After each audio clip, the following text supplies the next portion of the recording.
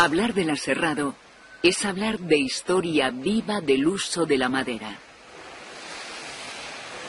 Esta industria hunde sus raíces en los propios inicios de la historia humana.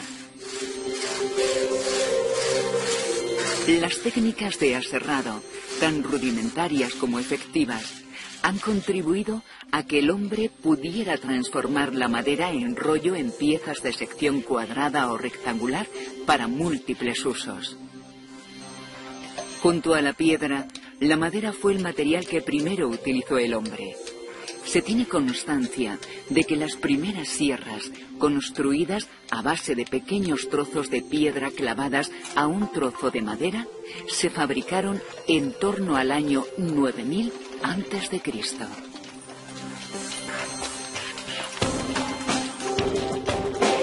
A partir de ese momento, el hombre no ha dejado de innovar esa herramienta rudimentaria hasta llegar a la imponente maquinaria de nuestros días.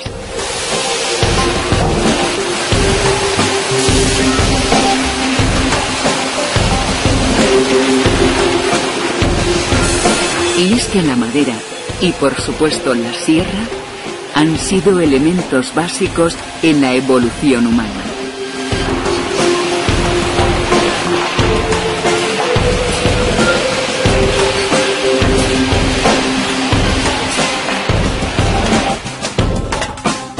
Desde las primeras chozas y los palafitos hasta las grandes construcciones, la madera ha sido protagonista de nuestra historia.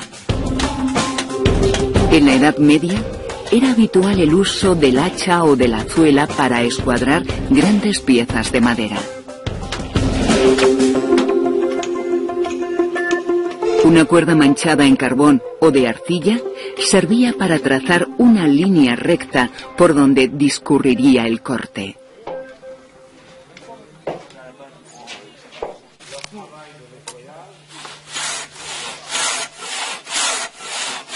La sierra de dos manos se convirtió en el método alternativo para la obtención de piezas mejor escuadradas.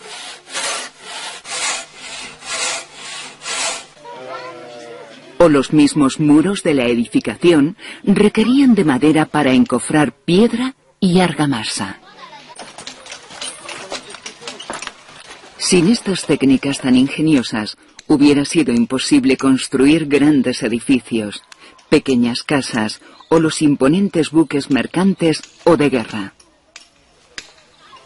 Detrás de cada producto, y por lo tanto de cada oficio, la madera siempre ha estado presente. Precisamente, el primer documento histórico en el que aparece una sierra hidráulica data del año 1230.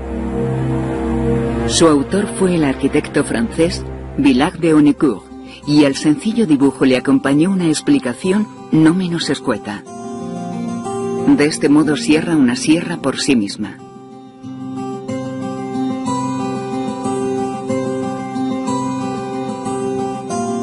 La gran cantidad de madera que se consumió en esta época se obtuvo gracias a los aserraderos hidráulicos. La ciencia respondió a la necesidad de obtener más madera con mayor celeridad desarrollando nuevas tecnologías. Incluso Leonardo da Vinci proyectó una sierra alternativa hidráulica que recibió el nombre de sierra veneciana. Sin embargo, hubo que esperar hasta la Revolución Industrial para que una fuente distinta de la hidráulica cambiara el panorama de la industria del aserrado. Se consiguió con el uso del vapor. La aplicación del vapor en los trabajos forestales, en bosques de topografía poco abrupta, redujo drásticamente los tiempos de corta, tronzado e incluso de aserrado en el monte. Aún así, durante aquellos años y los siguientes, el trabajo en el monte y en la serrería era muy laborioso y requería de un gran esfuerzo por parte de los operarios.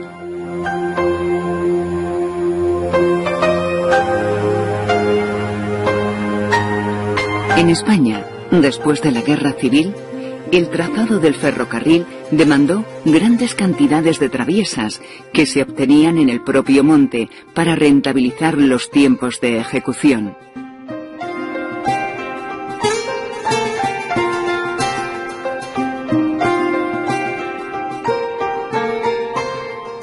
Tras la corta del árbol, una sierra denominada sugerentemente de sangre, manipulada por 4 operarios, cortaba las caras del tronco para escuadrar la troza.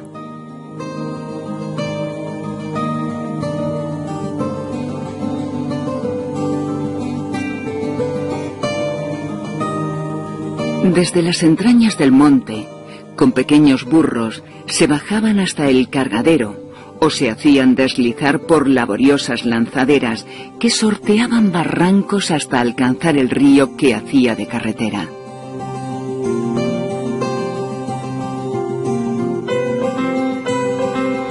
Durante meses, estos hombres de las maderadas vivían junto al río para trasladar maderas aserradas a cientos de kilómetros.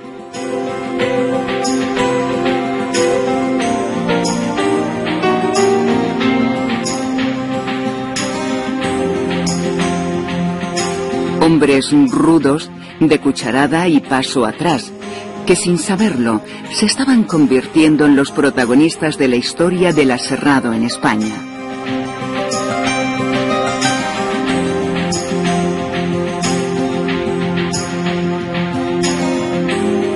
Hoy, los ríos ya no transportan la madera, y los antiguos carros tirados por animales que trabajosamente acercaban la madera a las serrerías han sido sustituidos por modernas máquinas.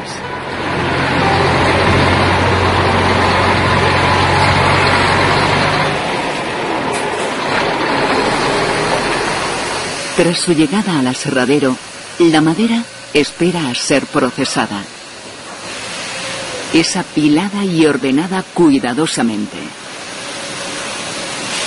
De su clasificación dependerá en gran medida el rendimiento del aserradero. Las trozas se ordenan en grupos por diámetros y calidades, con el fin de facilitar la tarea de aprovisionamiento de la serrería. El tiempo de estancia de la madera en el parque es variable, dependiendo del ritmo de aprovisionamiento y de las necesidades de la producción, entre otros factores. Cuando este tiempo es amplio, es necesario tomar precauciones para que la acción del ataque de hongos sea la menor posible.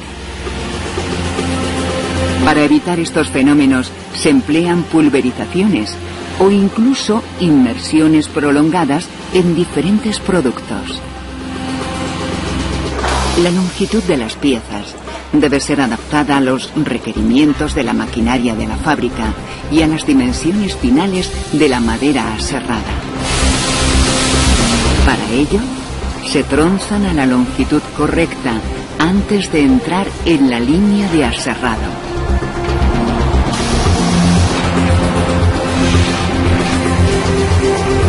Para todos estos movimientos se utilizan generalmente carretillas elevadoras muy versátiles y de potencia necesaria para el manejo y la movilidad de grandes piezas. Estas poderosas máquinas mueven las grandes trozas como si se tratasen de finas ramas de escaso peso. Pero detrás de esos movimientos se encuentra la pericia de los operarios.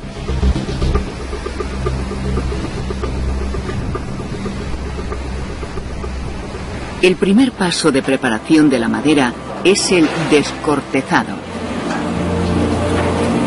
Habitualmente se realiza en el aserradero, aunque también es posible realizarlo en la propia plantación. En cualquier caso, se realiza para evitar los daños sobre las sierras que pueden producir elementos extraños presentes en las cortezas, como arena o piedras.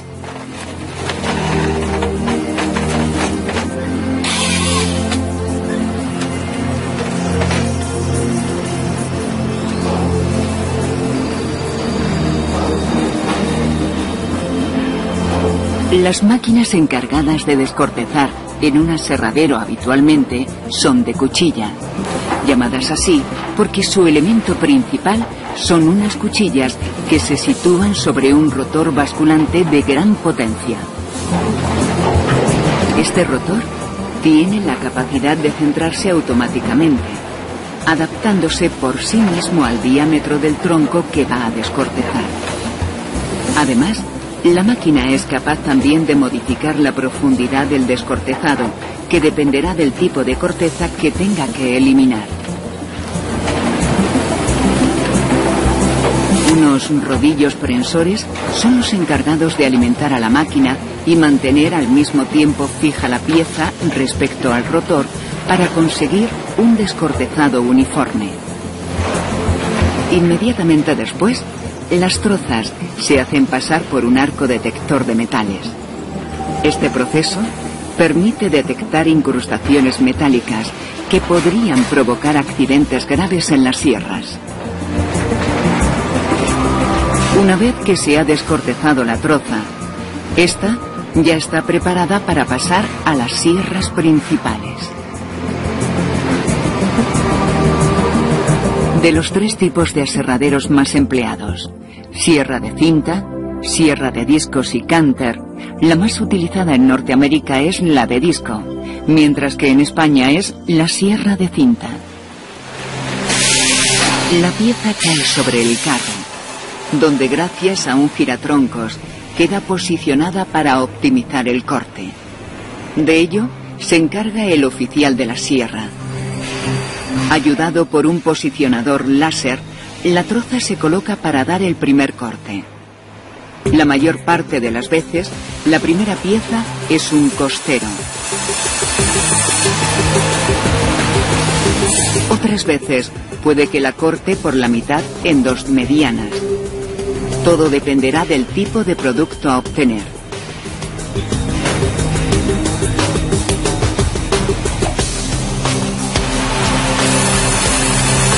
Tras el primer corte, comienza la danza en el carro. Sierra, carro y troza forman un armonioso baile de idas y venidas, en cada una de las cuales se obtiene una tabla o tablón.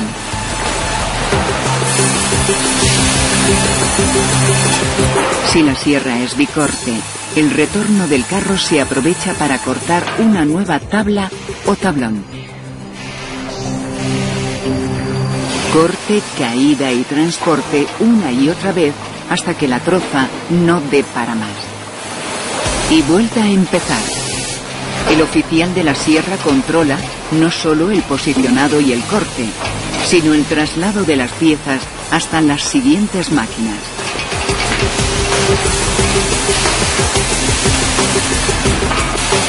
En la desdobladora, los costeros y otras piezas son desdobladas en gruesos menores, optimizando al máximo la madera de cada troza. Las piezas obtenidas en la sierra de carro y en la desdobladora pasan a la canteadora. Esta máquina se encarga de cortar las piezas en toda su longitud, eliminando los campos curvos.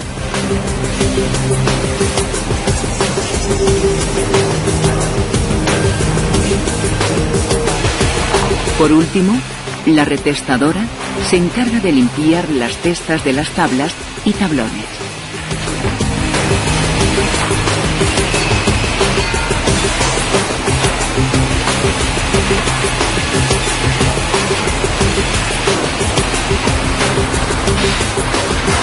Las tablas y tablones tienen que pasar un UMEN. Hay que comprobar que la pieza no tiene defectos y que efectivamente sus dimensiones son las deseadas. En las clasificadoras automáticas, una sierra optimizadora es capaz de interpretar los trazos y eliminar los defectos. A partir de aquí, la clasificación por espesores y calidades prepara a las piezas para un secado lento al aire, generalmente protegido de las inclemencias meteorológicas, o un secado más rápido en grandes cámaras de secado, con condiciones de humedad y temperatura controladas.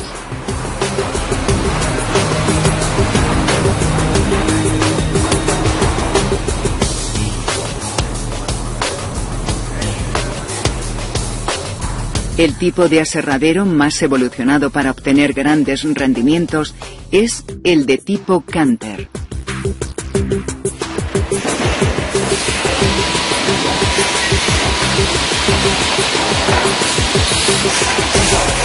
La troza se posiciona a la entrada de dos grandes troncos de cono, provistos de unas cuchillas encargadas de astillar la madera. Este es el Canter propiamente dicho.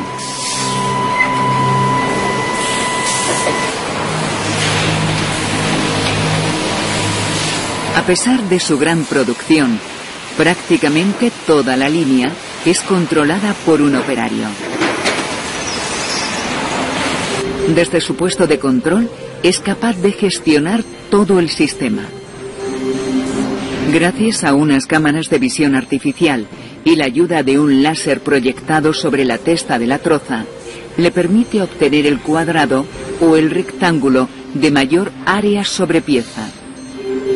Una vez calculado, la pieza será despiezada de manera que sobre ella se desarrollen el mayor número de piezas de un determinado grueso. En este tipo de aserrado, los costeros son transformados en astillas que se utilizan en la fabricación de tableros de partículas, de fibras o en pasta de celulosa.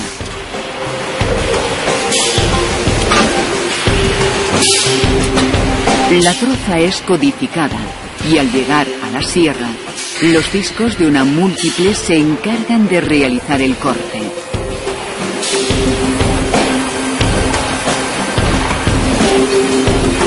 Las tablas, tablones o traviesas se obtienen de una sola pasada.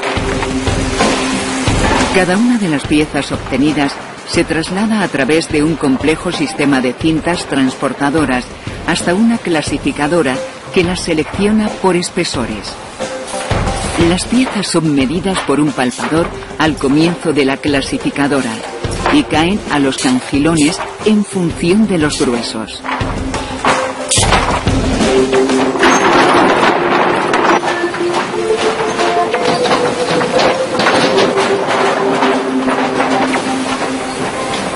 Una apiladora automática las apila por espesores, colocando un rastrel entre capa y capa.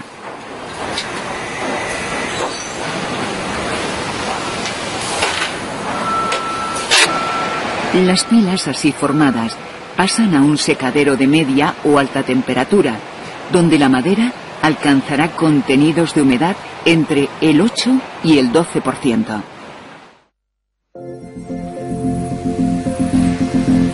Las empresas del aserrío están muy ligadas al territorio en el que se establecen.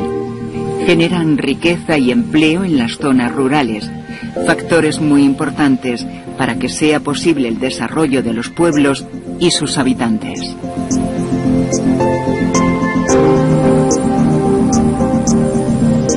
Son grandes conocedoras de su entorno y son las primeras interesadas en que esta riqueza natural goce de la mejor salud posible. Como un auténtico ejército de soldados en formación, solo cimbreados por la brisa, estos majestuosos árboles han cumplido con su ciclo. Durante más de un siglo, han crecido bajo el cuidado del selvicultor. Han fijado carbono, contribuyendo a mitigar el efecto invernadero. Han dado cobijo a la fauna salvaje. Han conservado el suelo y el agua. Y llegan de manera anónima a la carpintería de ribera, a la construcción civil o a nuestros hogares.